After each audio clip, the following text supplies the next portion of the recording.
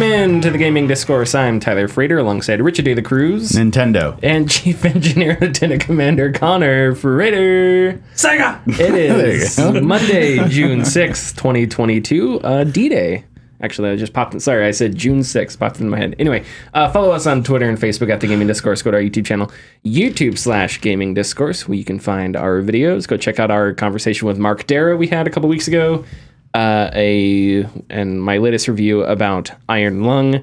Working on a review, or not a review. Working on a bit of a more complicated video right now that I'm excited to post eventually. I won't reveal the game, but it has to do with an Irishman in Paris. Saboteur. And that's all I'll say. Dang it, Richard! You're too good! No, it's about Saboteur. Yeah, it's about the Saboteur.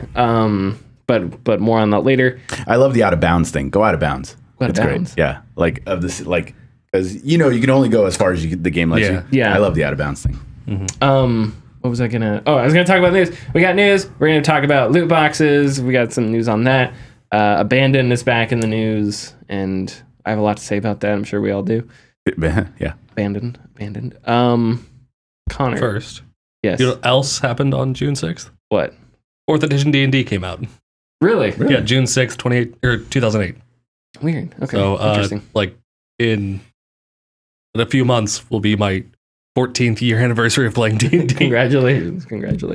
And patreon.com/gaming discourse. Go check that out. I forgot to plug that. Okay, Connor. Yes. What have you been playing? Not a lot of much. Richard. Just kidding. Go ahead. Really just getting what time I could into gaming, playing Europa Universalis, just progressing through an Ottoman playthrough, so the country, not the footstool. I thought you were talking about the season. when you're playing as the Ottomans, it's just there's all these countries, and one country just says IKEA, and all you do is ship out footstools as best as you can to appease. You're stitching crosses in on them to appease the Papal states or whatever. The 15-hour cooldown to build them.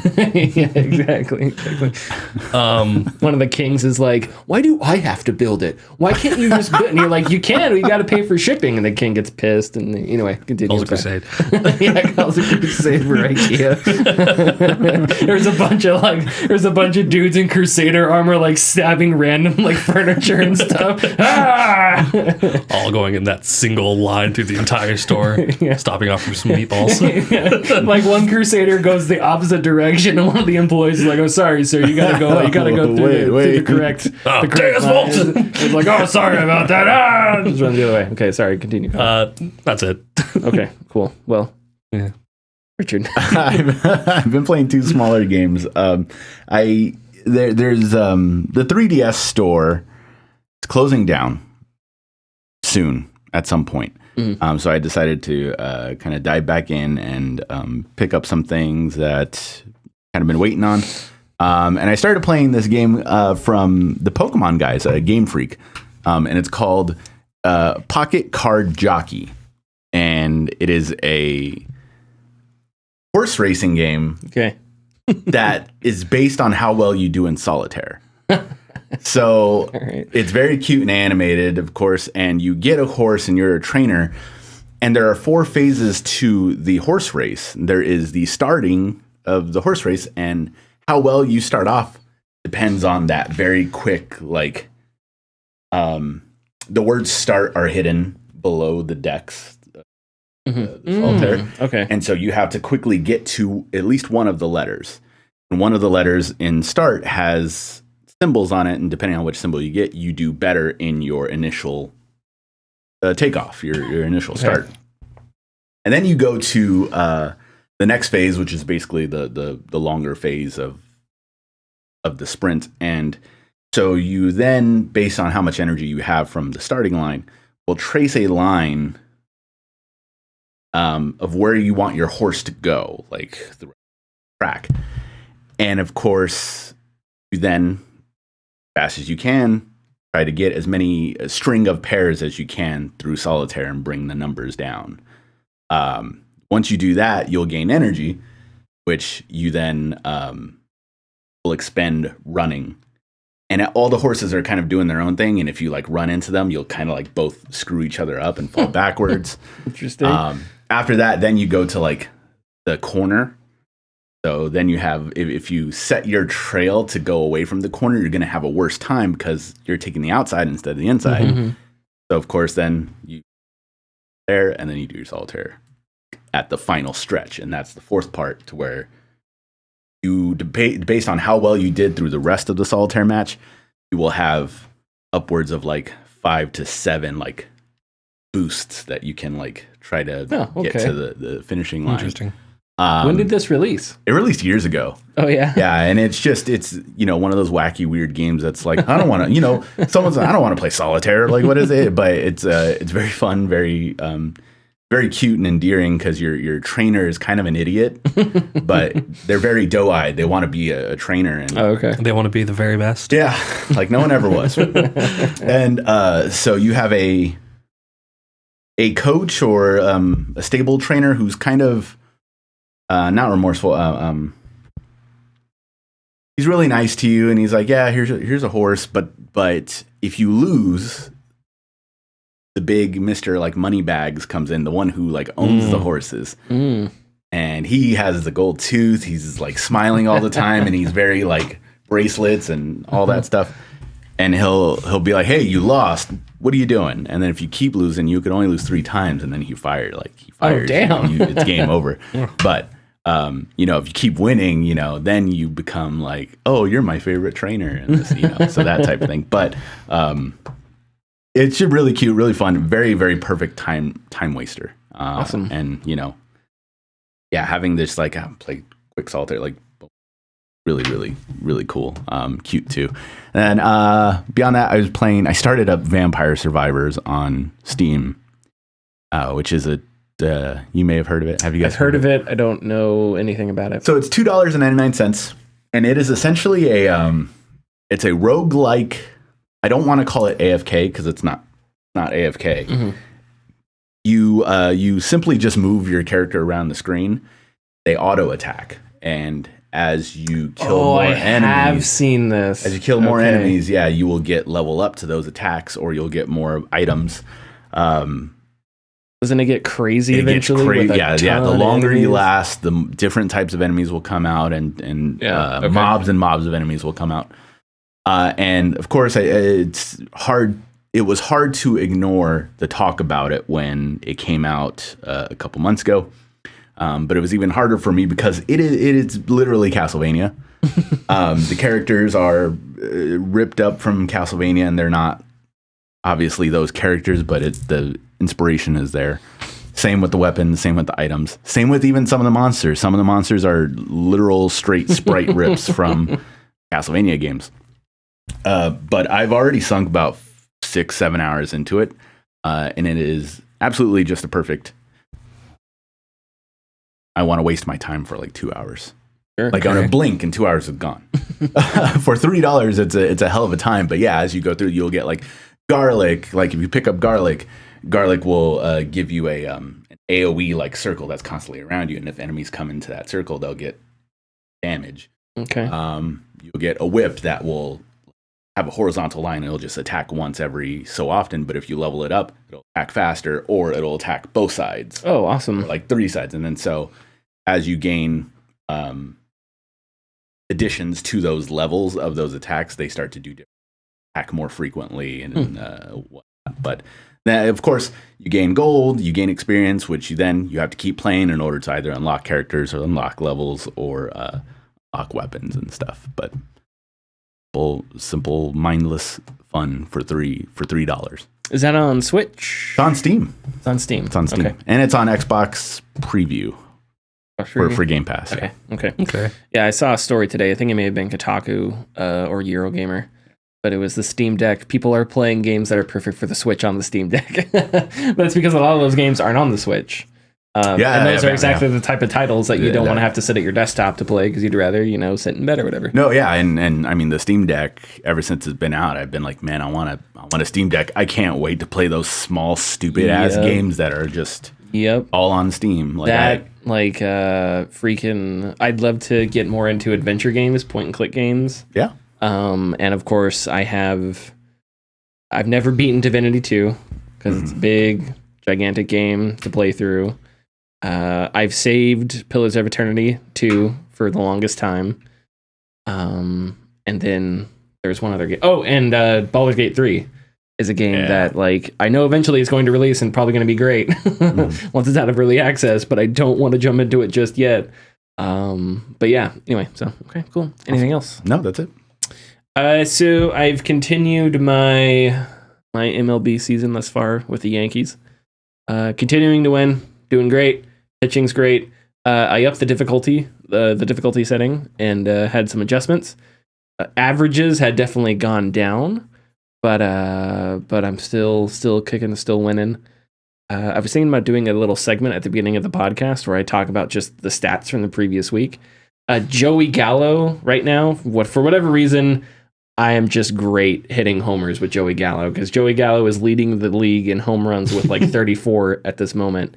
But in my MLB The Show, Yordan Alvarez for the Houston Astros is hitting like 354 right now, which is crazy. So he's in the running for MVP. So hopefully, as the season goes on, I will consistently continue to hit homers with Joey Gallo because he's not only is his power numbers good, but his average is good. So I'm just hitting ground balls and singles and stuff like that. But Yordan Alvarez is crazy, and hopefully he'll trail off so that I can win MVP and the World Series and Cy Young, because one of my pitchers is going to win the Cy Young award because all of my starting pitching is crazy. It doesn't really matter, but it makes me happy that I do this because I have a plan when I get into a game. So it's like today the pitcher was Luis Severino, and Severino's doing pretty good. Someone hit a home run, a 2-run homer, I think. No, today was a shutout. No, didn't get any runs scored against me today. But anyway, as I was going through the lineup, I got to the 6th inning. And the 6th inning is where, and this is true with real life, the 6th inning is where it's either, once the 6th is over, at least best case scenario, once the 6th is over, you're considering, okay, now it's bullpen time. You want your starter to go 6 innings. If you pull your starter out at 5 innings, it doesn't mean it was a bad game. If you pull your starter out 3 innings, that's probably not great. But so it's a bit of a spectrum. But so sometimes I let my pitchers go into the 7th or 8th inning, depending on how well I'm pitching. But Severino started to get hit a bit, like good contact. They were outs, but they were real good contact into the outfield, things like that. So I was like, okay, eventually someone's going to pop in and it's going to be into the gap. I'm going to have a problem here. So into the 6th inning. Got out of the 6th inning, no runs. Went to my bullpen, got Domingo Germán, brought him out. Domingo Germán, for whatever reason, I'm really good with. I think I got 6 straight strikeouts for the next 2 innings, 7th and 8th. Then I brought out my closer, Lucas Luetge, and Luetge closed out the game.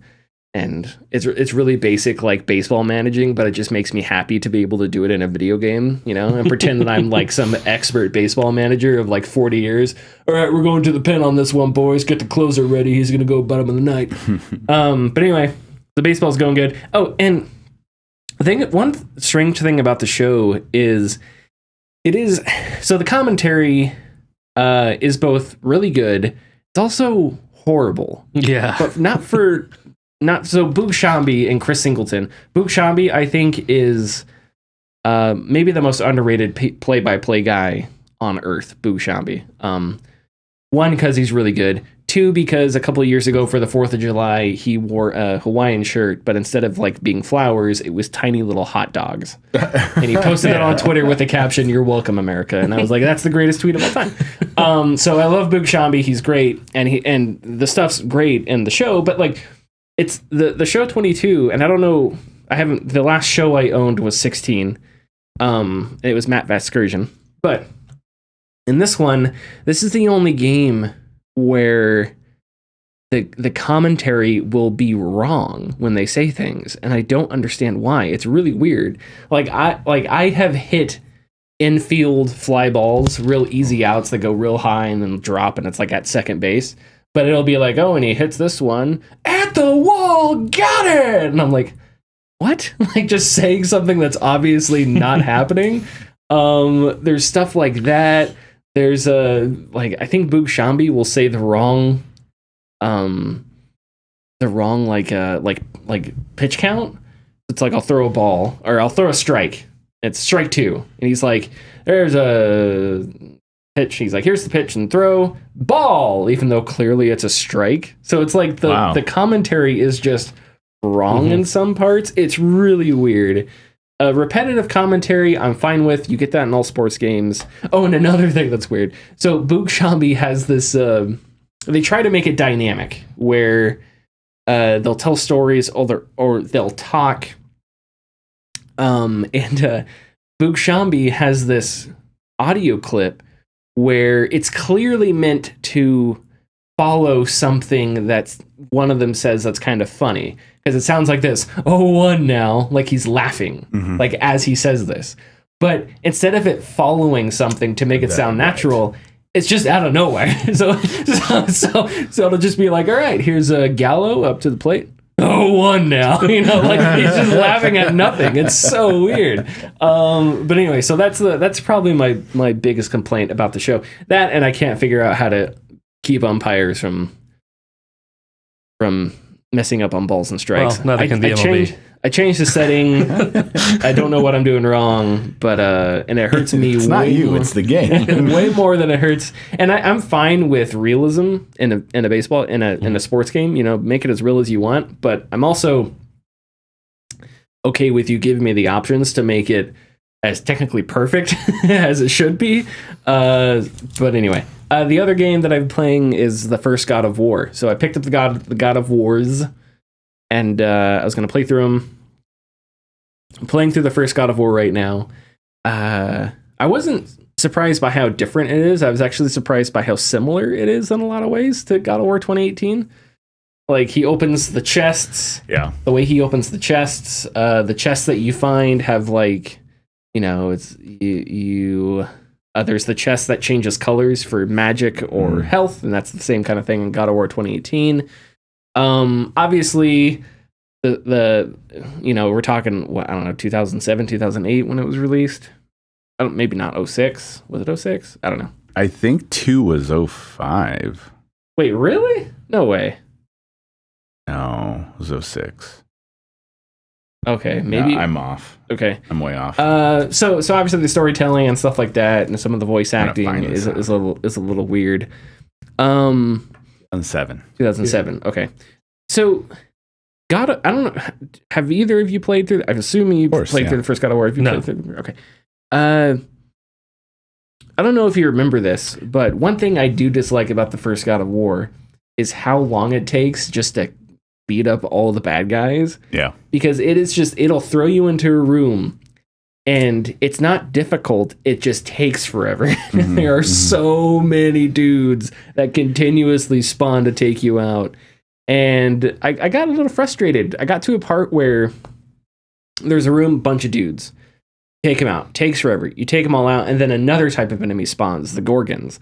And like Medusa, the Gorgons can freeze you into stone, and you have to shake the analog stick to break out of it. But while you're stone, if you get hit once, you shatter and you die, and you have to restart, right?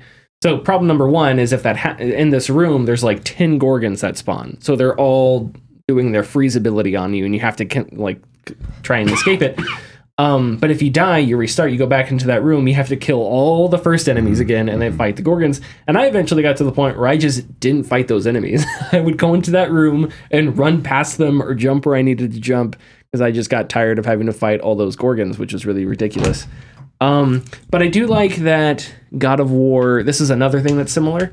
The first God, and maybe, I don't know if this is by design, but the first God of War is written in the same way that God of War 2018 is, and what I mean by that is, like, it's written in a way that it feels like mythology, right? So, in the first God of War, Kratos goes to Athens, and then he's at Athens because Athena tells him to go kill Ares. So he's there, and then somebody tells him, "Hey, if you want to kill Ares, you gotta go get Pandora's box, which is across the something desert. I forget what it's called." The desert of Athens. You have to go across the desert of Athens, and in this desert is the Titan Kronos, and Kronos was banished there, and he's crawling on the ground with the temple of Pandora strapped to his back, and that's what he was cursed by Zeus to do for eternity, right? But it's like Kratos, when you exit Athens, you exit a door, and there's this path that takes you to the desert, and you literally walk out to the desert, fight through a little building, you get to a ledge, and there's Kronos out there, right? So it feels very much the same in the way that, wait for a second, like you're telling me that there's this desert right next to Athens and Kronos is just chilling over there? Like, and I think they just got to keep an eye on him, man. I think they meant to do this in 2018. I don't know if they meant to do this with the first God of War, but if they did, or if they didn't, I think it's great because, again, it's mythology. It's not about a logical story that makes sense. It's more about myth and legend and stuff like that. So I think it works really well. And they're doing that. Or the first God of War is doing that thus far, too. So I'm going to keep playing. And God of War is old. It's an old game. Yeah, it is. I think if you go back and you play a lot of old games, you'll find there are just things that games have gotten better at. Difficulty spikes are not so intense as they once were. And by difficulty spikes, I don't mean like accidental difficulty spikes, right? Yeah. Because there's parts in Splinter Cell. There's a famous part in Splinter Cell Chaos Theory that's just this ridiculous difficulty spike. There's a part in the original Stalker where at the very end of the game, you are going up a flight of stairs and then you reach the top of the stairs and there's a door. But for whatever reason, at the top of these stairs, it's just an insanely difficult firefight because of the way they positioned the NPCs for that little tiny portion of the level. So when you play older games, I feel like Star Wars Bounty Hunter was the same way. There were parts where there was just these ridiculous difficulty spikes. I think just for whatever reason, games today are just better at avoiding that. So not 2018, but God of War 07, whatever. It definitely has those moments where it was like, holy crap, that was way harder than anything else, and it didn't feel like it was supposed to be. So I attribute that to it being old and stuff like that. And, yeah, different times. Yeah. The types of demographics that were playing games at that time weren't, full-grown adults nowadays. I mean, a lot of them were, but it was mostly younger audiences and stuff. Real quick, I want to state about how long it takes to kill enemies is this isn't the reason, but throughout the years of games, there are always two games that release very close to each other or within a certain time frame of each other that people accuse of being the same. Just like movies do the same thing. Like two of the same movie will come out, same premise or whatever. But for example, Infamous and Prototype, those came out that within a month of each other. Sure. And people were like, oh, which one's going to be better? Breath of the Wild Horizon, another thing, stuff like that. God of War came out soon after Devil May Cry. Oh, okay. And Devil May Cry is known for its action-based, doing tons of combos, being very cool at it. And God of War kind of was not necessarily accused, but it's it's like the American Devil May Cry. So you notice take forever to kill. You have all these different types of moves to keep your combo going. And of course, you got a combo counter and stuff like that. And I think that is probably an oversight. If you were to play the game now, something then that's not really something you'd probably have the patience for. Because there are times where you can get well over 100 hit combo on certain enemies based on what you do. That makes sense. But I remember in the God of War games that the spinning move, when you have the two blades of chaos, and that's the move. if you just want to make things a lot easier on you. I've noticed that I use that move a lot, but I've noticed that it leaves Kratos, and it may be a different move we're talking about, but I've noticed that it leaves Kratos open to an attack, which makes it difficult because if you start it and then an enemy starts an attack right after, it's not going to cancel their attack, but it'll cancel your attack. Right. Yeah. So I'm not super great at the game or super expert at anything. But good Lord, there's been a couple times where it's just can I just get past this door, please? Do I need to get a gajillion kills? Anyway, but it's fine. It's fine. It's all fine. Yeah. We're fine. How are you? How are you?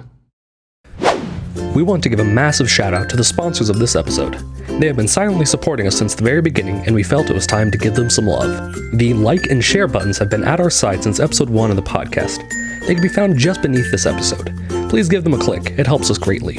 If you're feeling lucky, click the bell icon to enter for a notification anytime we post new content. You may be surprised by what you get.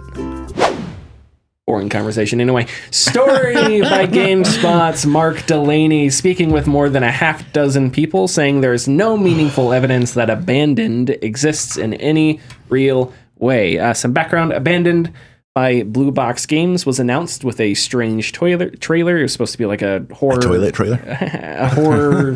sort of a horror game of some kind on PlayStation's YouTube channel, I think. It was a state of play.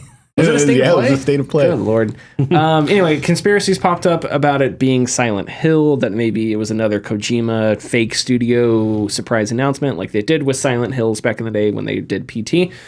That, of course, was all hogwash, and some of that was pushed by the developer himself. So this story, there's a lot here. We can't get to everything, but... several sources close to Hassan Karaman, who is the lead developer at BlueBox, say the game is on hold while Karaman searches for funding for development of a playable prologue. Sources also indicate he doesn't seem to be in a hurry to create the prologue. The general gist of the story that I got is that it seems... lost my part in the notes. Here it goes. It feels like someone who maybe tried to bank on online conspiracies and hype and maybe fell in a little too deep. Since Abandoned was revealed, Karaman has seemed to bend the direction of the game and its concept to retrofit what fans were saying, at one point hinting that the game would be closer to Metal Gear Solid, which is really weird considering the teaser trailer. Karaman formed chat rooms with fans where he would share info about the game, like screenshots, animations, and even a page of the script. Some people in this group were often sworn to secrecy, some even made to sign a vague NDA that GameSpot said may not even be legally binding. You can actually see the NDA because they posted a copy of it. And yeah, it does not seem like an NDA, but I don't know, I'm not an NDA expert. I'm not a lawyer. Blank page that says, please pinky swear to not talk about the game. Sign here. He asked people in these groups to help him with miscellaneous tasks for the game, and would kick people out that challenged him on empty promises, sometimes making smaller groups with still agreeable fans. And again, the big thing is that there appears to be no evidence that Abandoned is much of a game at all at this point. This is I don't want to say it reeks. Man, this guy wanted to make a video game and probably had enough money to create that trailer for Abandoned and give Sony money to put it on a pedestal for state of play, and then thought that the money would start rolling in, like maybe get the project going or even do something. And it sounds like he went way over his head. And he is now in a position to where he can't do anything about it. It's just crashing and burning. He's flying too close to the sun. Yeah. I think there are a lot of interesting angles here. So this is okay, first thing is hype culture. I think hype culture is a problem in video games. Because, I don't know. I'm really excited for the Callisto project. I think it looks awesome. I don't care that it looks just like Dead Space. I'm fine with that. And if it's just a Dead Space clone, I'll be happy. Sure. That's totally fine. But it'll release. I'm not gonna. I'm excited for the Callisto project. It's gonna release. If it's bad, life goes on. I'll be disappointed. Sure, I'm sure all of us in this room will be disappointed. But there's more, going on, and there's a future, and the Earth will continue to spin. And, whatever, we'll be here. The sun will rise in the morning. But I feel like hype culture. Oh, sorry. That's conical. Hype culture doesn't view things that way. It's like everything is the biggest thing on Earth, and its success or failure will somehow dictate the world moving forward. And that's just not It's just not true. It's just not logical. So I think hype culture with Abandoned is one thing. The other thing is, I'm sure this guy has gotten just a ridiculous amount of online hate and just traction, which is not easy for anybody. People talk about cancel culture a lot. Depending on who's, if it's a white U.S. senator talking about cancel culture, they're complaining because they said gay people shouldn't get married, and so they're being criticized. That's Ted Cruz's version of, freaking Jordan, whatever his name is from Ohio. That's their version of cancel culture. But there is a problem with people being harassed online, and instead of criticism, it's harassment, right? So I think in a similar way, you can imagine a developer who people are really excited for their game, and it's just one dude or not a whole lot of people at this developer, and that's a lot of pressure, and that's a lot of constant barraging of stuff online. Like I imagine every time he tweeted something out, and some douchebag tweeted back, "Game win," something like that. It's like I can't tweet out random stuff without people demanding that stuff must be frustrating. So on the one hand, this isn't how you should show off your game, but I feel like there is room for compassion, because it must suck to be in that position on Twitter. I think we can all agree there. And I don't think that's an excuse for anything. I think that's just a fact. The third thing, this is a really good job by GameSpot, and I think we need more stories like this in video games, because hype culture, again, I think makes cut and dry what is a game sometimes difficult to understand. There's one thing Game Informer does that I really dislike, and it's I don't know if they still do it, but it's the rapid fire questions. I don't know if you've ever seen their videos. No. So they do this video every now and then, or they used to, rapid fire questions. And it's very quick, like, will this game be multiplayer? Can you play co-op? And it's like, yes, no, right? Without any other context, without any other explanation. And if you go back and watch like Anthem, which was Mark Dara who had to answer the questions, or if you go back and watch Hello Games when they did it about for No Man's Sky. For No Man's Sky, it's like you can tell that this did not help these games, right? Mm-hmm. Having to answer questions like this in a rapid fire yes or no nature, like this did not help. And why not? Because it's not super informing. You're not giving information. It's just about being excited and being happy and crazy because there's this new game and woo. But that's not information. That's not news. And I think it culminates in confusion and people angry about things on social media and developers stressed out because they have to figure out what to say. So this is a good job by GameSpot, because GameSpot wrote the story, said, okay, here's what we know about Abandoned. That's it. Cut and dry. Mm-hmm. And obviously the story is complicated because it has to do with more, and there's a lot of online drama and a lot of like leaks and random stuff like that. But those are my three things. And I wish, and what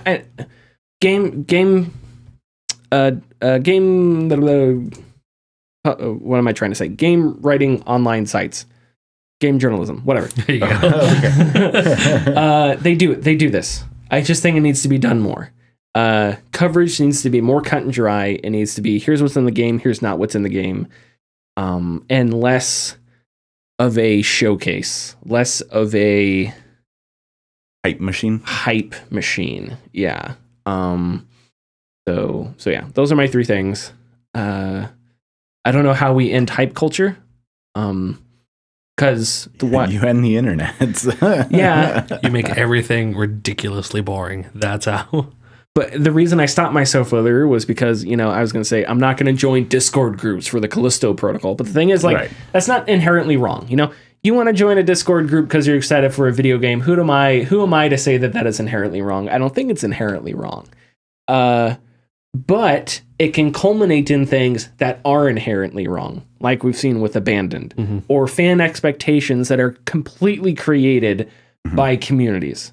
or fans in their own heads. Yeah. You know, how do we stop that? No idea. Yeah, it's tough. So, but we have to. You know, we got to figure it out. Definitely. It's you know, everybody's different, but it's as simple with the hype machines. As simple as being able to experience it yourself. My coworker today asked me what I thought of Street Fighter 6, the trailer that showed on State of Play. And I said it looked really cool. And I said, but I have to stop there. Like, I can't say anything else. I haven't played it. Mm-hmm. What do you like? I can see that it looks cool, but unless it plays well, unless it feels good, then how can I be excited for? I mean, I could be excited for the thing, but there's a distinction, right? You're excited for Street Fighter 6. Yeah. And if Street Fighter 6 releases and it's a turd, it sucks. You're disappointed. Right. Cyberpunk. We were all excited for Cyberpunk. Sure. Wasn't great. You know, we were disappointed. We criticized CD Projekt Red. Yeah. Life goes on. Yeah. You know? Move on. Yeah. And I don't, but I also don't mean to say fuck you if you know, if you're disappointed. Get over it. I don't want to sound like that. But at the same time, there's just a distinction there, you know? Have no expectations, you'll never be disappointed. Do you think if they do end up releasing the playable prologue, they'll call it PP? God damn it.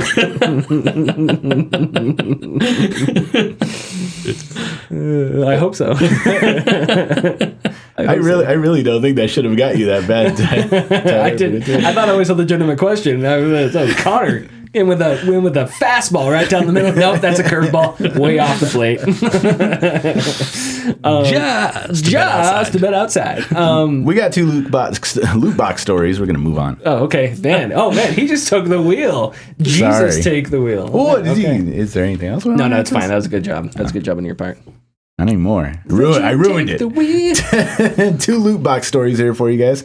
The Coalition of U.S. Child Advocacy Groups calls for lootbox legislation, and Diablo Immortal did not launch in Belgium and the Netherlands. How do I start this?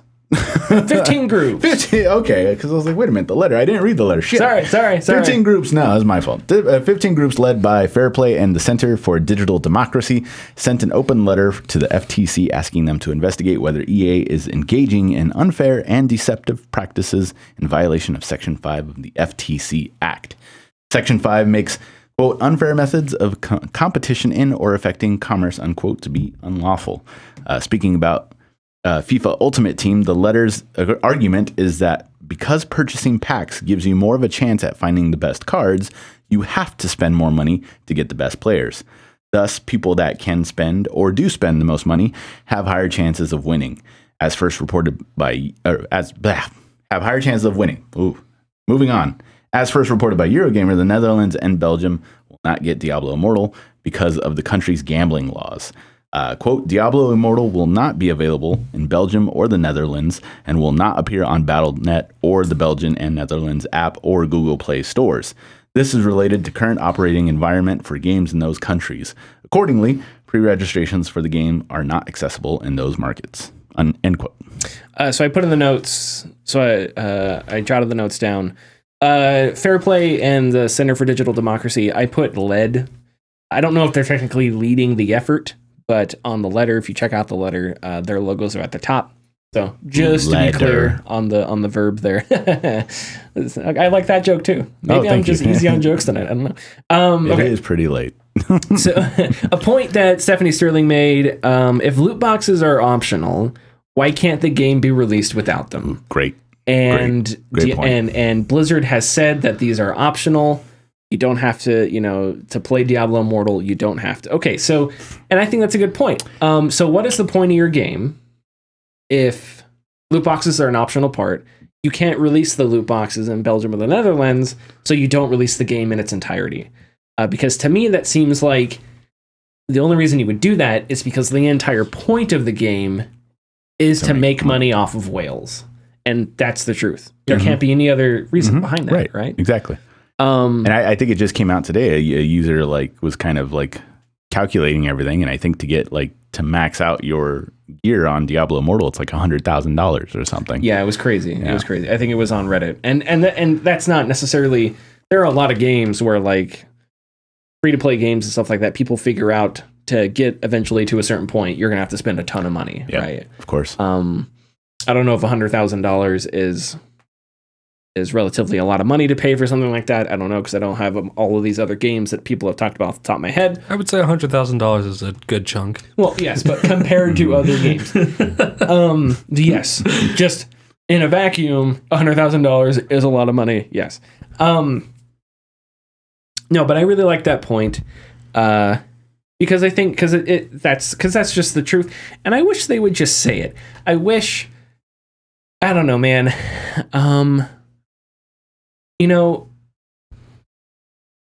wish they would just say it. I wish these companies would just say, listen, talk to fans like they talk to, fucking investors. There's a market here. We don't really care about the integrity of our game. That's not why we're in this business. So we're going to exploit this. Because I really think that a lot of these companies could say a lot of horrible things and still make a ton of money, because they're going to find that tiny little audience that pays a disproportionate amount of money toward microtransactions. And they can make a profit off of that, So Diablo Immortal exists not to be a Diablo game, but to sell microtransactions. And that sucks. That's a horrible thought for a franchise that, like, at one point was like one of the greatest RPGs ever made, like right up there with Baldur's Gate, right up there with Pillars of Eternity, right up there with whatever, greatest RPGs of all time. And I guess the original games are probably still up there. I don't think anyone's going to say the original games are somehow worse now, but Activision Blizzard sucks. And, I went back and I read through some of the stuff, and Ubisoft's been relatively quiet. Activision Blizzard has just I can't imagine what else they could do outside of crazy stuff like, I don't know, openly making bigoted and racist remarks. I don't know what else Activision Blizzard could do that would just make them look more douchey and corporate and inauthentic and robotic, because up to this point it's just ridiculous. So and Electronic Arts isn't gonna move. And here's the thing, there are politicians on both ends of the spectrum that do not like loot boxes. Now, Republicans think that it's because there's some conspiracy where Mark Zuckerberg doesn't want Republicans to have access to internet or something like that. Other people believe it's just sorry, I just punched your mic. I apologize. One day I'm going to hit you in the face, and I just want to preemptively say I'm sorry. Other people believe... okay, like it just makes it okay. All right. Jason With Schreier. all due respect. Jason Schreier. Abuse of the gaming discourse. Okay, no. So other people believe, obviously, legislation has to do with this unregulated market where, these games prey on users, and they have psychological manipulation and things like that. So that's the reality of the situation. But EA is going to keep pushing and pushing and pushing until legislation happens, or until this is just the normal way of the industry. And I understand people may roll their eyes when a new game comes out, and it's like on Twitter, gamers are angry. Ha ha ha! When have they not angry? But I think that's important because, I don't know. We should not let these companies pretend that, or be able to pretend that people like this shit, right? Just like when Square Enix announced Avengers wasn't going to have loot boxes, right? They knew people were going to like that. So Square Enix knew people didn't like loot boxes, right? That was an admission of something that they probably wouldn't say today, because they're dishonest human beings. But I think in some small way, it's important to keep complaining and keep saying that things like Diablo Immortal suck, before it becomes so normalized that the conversation is more about well, how valuable are the loot boxes? As opposed to just, no, they just suck. End discussion. Doesn't matter how valuable they are. Anyway. In a 16-0 vote, devs at Keywords unanimously decide to unionize. Hey! In a Keywords Studios Edmonton United told the press, we are excited to move into bargaining with the employer and start towards a more equitable working situation. We would like to thank the brave workers across North America who are fighting for a better workplace. We are here in solidarity with you. I think it's going to happen more places. You think it's going to happen? Well, yeah, more places? the ball has been rolling now since not only in the gaming industry but just in general. I mean, Starbucks is everywhere unionizing. Yep. Yeah. Just one by one. It's like every other day I hear of a new location like unionizing. So yeah, and more often than not, it's like a unanimous decision. Yeah. So it's something that people want. Yep. Yeah. We talked about it a lot. I think we're good though. Ready for tidbits? Tidbits. Yep. A man discusses the news, but not like the big news, the little news. Little bit. This is the tidbits. I try to stop myself every time from saying titty bitties out loud. Well, now the cat's out of the bag. Now you've said it. Oh, yeah, I've said it once before, but now it's just like titty bitties. So, anyways, a firmware update back in May has made the ability to play older titles on PS3, PSP, and Vita a nightmare. On May 10th, Sony released a firmware update on the PSP and Vita platforms, the PS3 platform as well. And, what did this update do? It completely removed the ability to create a PlayStation account on the consoles. Users who now purchase a used console who want to sign up for PSN will have no choice but to perform this action on the account creation website. Not only that, users will now have to use the site to register a device setup password, which only needs to be done once, but can't use it without doing that thing. Bringing us to older titles. You used to be able to browse and search for any title on the PSN and purchase or download through the website. But that service shut down in October of 2020. Fine, annoying, but you could still buy these titles through the PS3 and transfer them through your USB to your PSP or Vita. Not anymore. With this new update, you can't. No. The error code NP-9968-2 pops up anytime users try to copy anything from the PS3 to the Vita or the PS3 to the PSP. This error code isn't even referenced on Sony's own support sites. But website delistedgames.com states that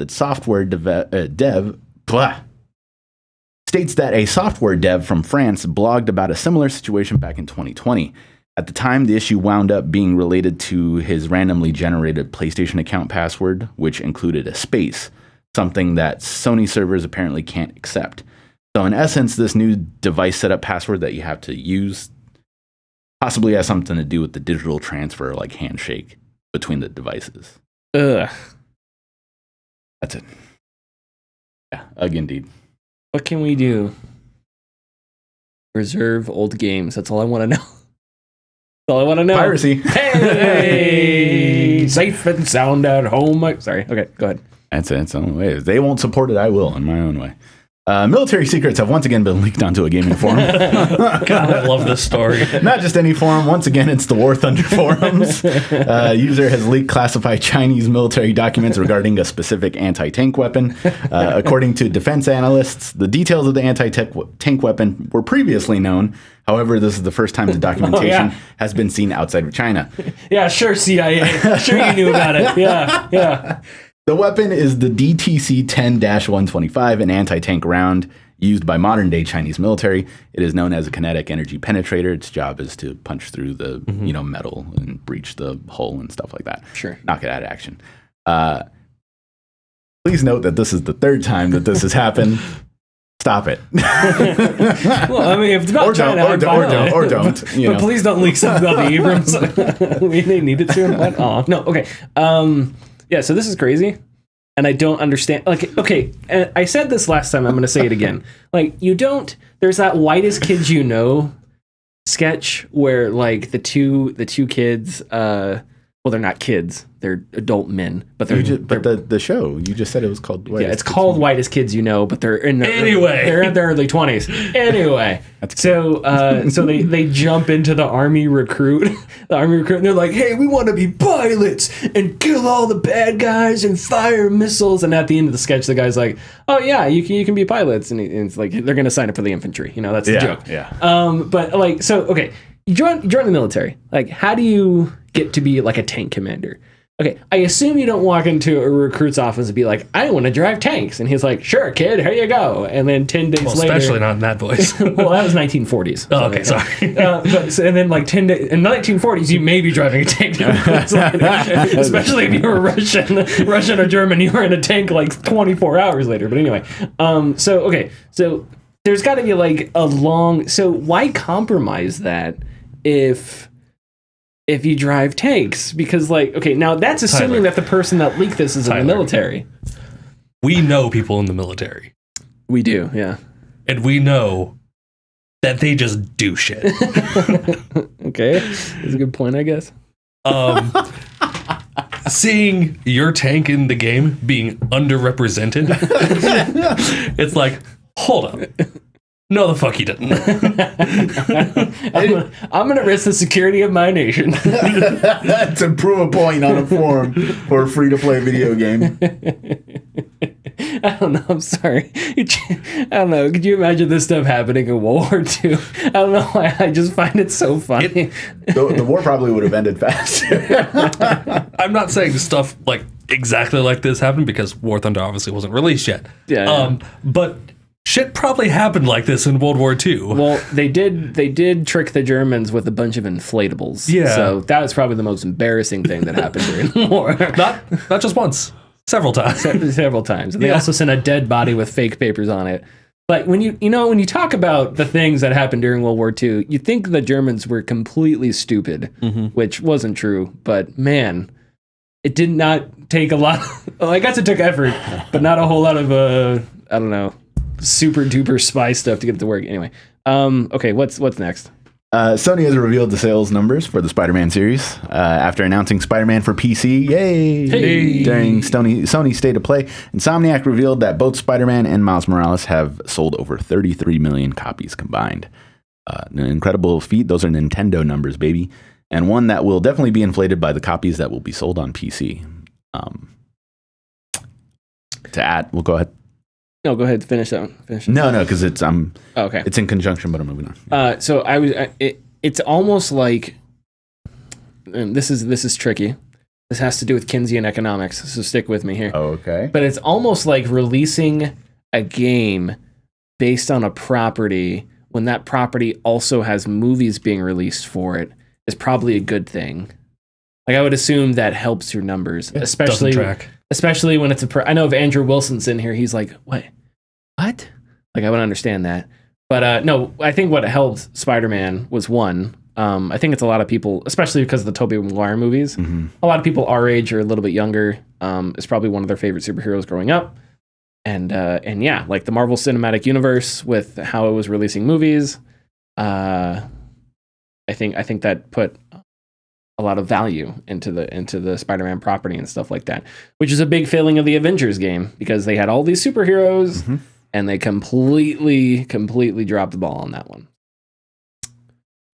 In conjunction with that story, here are the top 10 played games of Q1 of 2022. Ooh, me likey. All right. Player Pulse, U.S. top 10 most played console and PC games. This information is taken from NPD. The NPD group's Player Pulse, not Matt Piscatella. Not Matt? I mean, vicariously through him. Okay. But we'll just say Matt Piscatella. The NPD group's Player Pulse. Anyways, let's see. How do you guys want me to do this? Do you want it from bottom to top bottom? Middle out. I already know what number one is. Well, it's not like. Sorry, hold on. Let's do 10 through 5. Well, it's not numbered. It's just what I perceive to be bottom to top. Okay. Well, let's do this. What do you think is the most played game? Just off the top of your head, Connor, go. I can't even. I am smooth brain right now. I definitely think Fortnite is probably number one. Maybe. Let me see how many I can get. I'll name a couple. Fortnite, Roblox, Minecraft, GTA 5, maybe GTA 5 Online. I don't know if it differentiates. Call of Duty Warzone. There's got to be a Nintendo one in there. Is Breath of the Wild in there? That'd be crazy. Probably not. Is it? No, I said that would be crazy. Okay. There's got to be. Is Mario Kart? No. There's got to be a Nintendo something in there. You got 4 of them. I got 4 of them. Okay, I'll try and make one more. Stardew Valley. No, okay. Go ahead and give us the rest. NBA 2K22. Okay, duh. Call of Duty Vanguard. Vanguard. Oh, come on. Madden NFL 22. Okay. Call of Duty Warzone. Oh, yeah, I said Warzone. Okay. Yeah. Animal Crossing New Horizons. That's the Nintendo one. Okay. Among Us. Fortnite. Grand Theft Auto 4, or 5, sorry. Minecraft and The Sims 4. So, Really? yeah, those are the top 10 played games of Q1 2022. Please note that half of these were not even released in this decade. Yep. Elden Ring placed 20th, and ahead of Elden Ring was games like Rocket League, World of Warcraft, and Skyrim. Games not released in this decade almost. Games also not released in this decade, yeah. One of those almost released 2 decades ago. Yeah. That's on interesting every console and since it's it terrifying. launched. That's interesting and that's terrifying. Yeah, interesting and it's terrifying. Yep. Because we don't have to talk about it. But last one, a bit of a somber one. Former Sega managing director Hidekazu Yukawa has passed away. He passed away actually a year ago, but the announcement of this was private until yesterday. This is notable because Hidekazu Yukawa was the old managing director for Sega during the Dreamcast days. And there was a string of commercials leading up to the Dreamcast and afterwards that starred him, and it poked fun at how bad Sega was doing at the time. And so the commercial basically started out with him getting into like the car and him overhearing like kids on the playground talking about how Sega sucks and PlayStation's better. What? And he goes to his, he's like, is this true? And all of the like coworkers are like, oh, like, you know, yes, it's true. And then he gets drunk on town and like gets jumped by Yakuza and stuff. And then comes on, and the commercial ends with him coming home to his wife all beat up and stuff. But it's a string of commercials about how they released the Dreamcast and then it does better. But then there was like supply issues, so he apologizes to everybody, and then they get a pop star to help him promote the Dreamcast, and Dreamcast does well and stuff like that. Very, very fun series of commercials, but he kind of became a celebrity because of it. His face is actually on some of the boxes for Dreamcast. oh wow. And he was also in a like little Shenmue like clip of the main character of Shenmue like trying to find him, and he has like just boxes of Dreamcasts around him. He's like, how am I going to sell all of these? Anyways, wonderful guy. He seemed very fun. But yeah, he passed away from pneumonia. Was Jack Tretton, was he an executive? Yeah, he was PlayStation. He was before Sean? Yeah, he was before Sean. Really? Layden. Yeah. Was he head of SIE? Yeah. No, yeah, he was he was what Sean Layden was and what Jim Ryan is now. Oh my god. But Jim Ryan is okay, because he was probably the last executive, maybe Reggie Fils-Aimé, but Reggie Fils-Aimé wasn't really in a ton of commercials. I don't know, but he did have some good memes. Yeah, that's the box. Yeah, he definitely did have some memes. But yeah, I was trying to think of executives that have been like famous or like a pop, not a pop star, but like a pop culture icon or whatever. That type of stuff doesn't really happen in America though. Like, yeah, only Jack Tretton was the only guy I could think of, and that hasn't happened for a really long time. So. Okay. Follow us on Twitter and Facebook at the Gaming Discourse. Go to our YouTube channel, YouTube/Gaming Discourse. We post videos. Patreon.com/Gaming Discourse. And we will see you next week. Bye-bye. Bye.